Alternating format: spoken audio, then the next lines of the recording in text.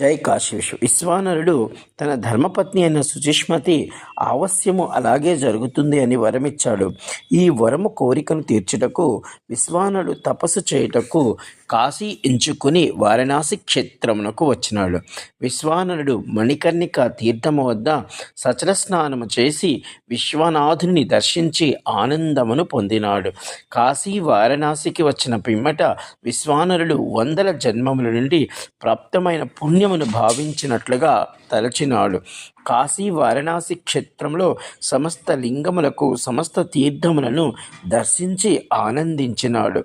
తొలిగా వినాయకులందరికీ నమస్కరించి తాను వచ్చిన సంకల్పము కొరకు కాశీలో ఉన్నటువంటి గణపతులను, కాశీలో ఉన్నటువంటి గౌరీ దుర్గలను, భైరవులను, అలాగే విష్ణు అంశలైనటువంటి విష్ణువులను, అలాగే సూర్య అంశలైనటువంటి ద్వాద ఆదిత్యులను, కాశీ యందు ఉన్న సమర్థ తీర్థములను దర్శించి నమస్కరించి తన సంకల్పమును వివరించుచుండెను.